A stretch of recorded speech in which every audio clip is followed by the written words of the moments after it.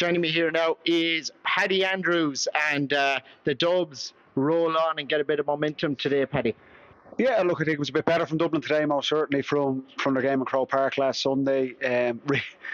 Tough conditions in a good way, beautiful day down here in Kilkenny, and look, they played each other 7 weeks ago in Croke Park, and Kildare really frustrated Dublin. Probably felt a bit disappointed they didn't come away with a win that day, but for Dublin, it was a really, really strong, a clinical performance. Their scoring efficiency, particularly in the first half, the likes of Conor O'Callaghan, Colin Basquel obviously gets man of the match, 5 points from play. It was a really clinical performance from Dublin to score 22 points. Like, they'd over 10 different scorers. It's still not perfect, but in terms of getting the campaign really up and running after the draw with Roscommon last week, I think Dessie Farrell will be very happy with today, yeah.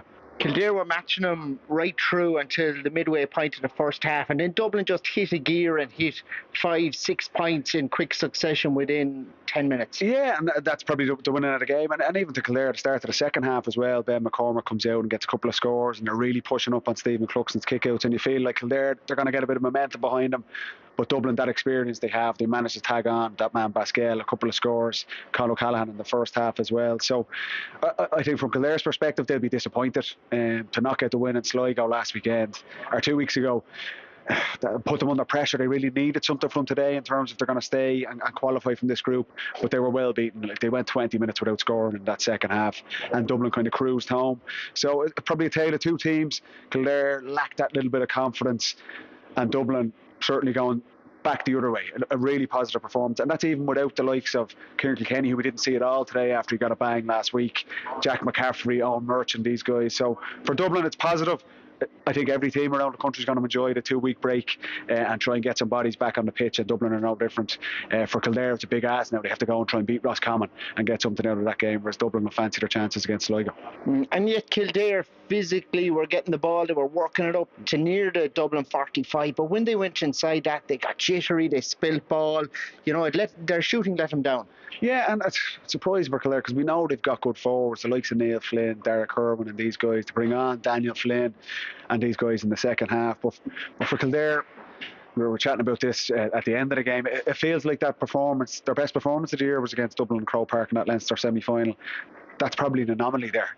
Kildare have really been poor throughout the National League. They struggled to stay in Division 2. And I think we've seen that again today, that inconsistency in their play. They're looking for any sort of positives, and I don't think they could take a lot of that from today. And it's been a tough campaign for them. And like I say, it's going to ride in that game against Roscommon, who are one of the top teams in the country at this stage. So it's a big ask for them to turn it around, but they'll be disappointed going back to Kildare today. Your thoughts, Paddy, on whether or not it'll come down to scoring difference in this group now? I think it probably will. I'd expect.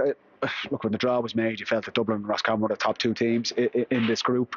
The fact that they played out a draw last week, Dublin, like, that's a 9 point win for them today. That'll help them.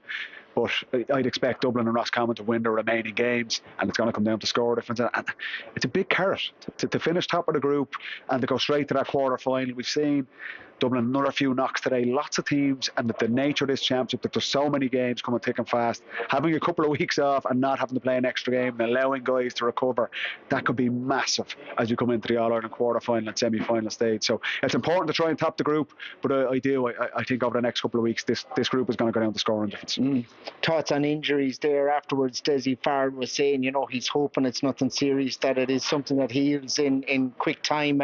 Few players though carrying knocks for Dublin. Yeah, and that's the nature of it. Every team, but because of the structure of this championship, games week on week, conditions today, I think a lot of it was cramp as well. I didn't envy the players out there. It was very, very warm, the hottest day of the year. So I think there's a bit of that. Nothing looked too serious for Conor O'Callaghan and John Small. I think it was cramp, so that's just a couple of days that they'll be back up and running.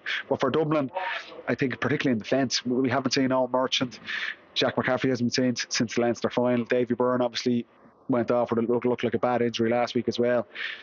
Those guys are going to be critical coming down the stretch if you're trying to win the All-Ireland. And it's the same with all the so-called top teams trying to win the All-Ireland.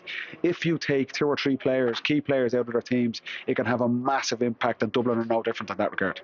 Yeah, so going forward, it's a little bit of a break now and then right back into it. Yeah, like there's a 2 week window. So the hurling next weekend. We're into the final group games then the following weekend. And like, if you top the group, you go straight to a quarter. You get another weekend off. If you don't, it's pretty much week on week all the way up to an All Ireland semi-final in mid-July. So it puts pressure on the players. But we Brian Howard over chatting to us. That's what the players want. They want games more so than training. But it is going to put pressure on squads. But like I say, 2 weeks off for Dublin today. Get the win, rest and recover, and try and get a big performance to try and seal that top spot against Sligo in 2 weeks' time. Is this format working, do you think? I mean, because the crowds enjoyed it today, but still there was only 8,000 here. You know, every county in Ireland involved today, which is good. But at the same time, is it a saturation? You know, is there a point there where it gets saturated? It's hard to know because, look, I expected, I think, probably Kilkenny GA be disappointed there wasn't a bigger crowd here today. Like Dublin, I was involved with Dublin the last time they came down here in 2016 against Laois, and it was a full house. It's a beautiful, beautiful week of weather. It's a bank holiday weekend. You would have thought there'd probably be a bigger crowd here, but maybe people are just heading away themselves. So, look, that's out of any of the team's control. But I think from the players' perspective, that's what I'd kind of have the players had on. They enjoy it because it's games every week. We've always said the National League feels like the best competition because you're playing week on week and the games are really competitive. So, it's the first year of it, there will be obviously teething issues, but I think so far the players, they're happy with it. Maybe there might be a tweak next season or so, but I think it's better than what we had previously, most certainly.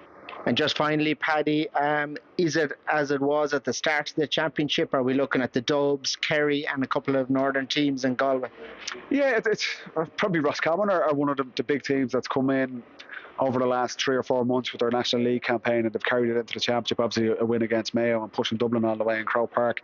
They've kind of stepped up into that maybe top tier. They're knocking on the door, but outside of that, it is the likes. I think Galway have probably been the most impressive team to date. Dublin have had their problems. Kerry, obviously their opening game in the group phase against Mayo and Killarney was really poor, but they get a win today down in Cork and get back on track as well. And even the Ulster champions, Derry, really, really flat against Monaghan last week. It doesn't seem like any team is putting their hand up and taking this championship by the scruff of the neck. And you might say they don't need to at this point, but I'd still be, if I was a betting man and had to put money on who's going to win this All Ireland, I'd still be leaning towards that trio of Dublin, Kerry and Galway. I haven't seen anything for anyone else to change my mind on that so far. But look, there's plenty of games to come over the next couple of weeks. We'll have to wait and see. Good stuff. Thanks, Paddy.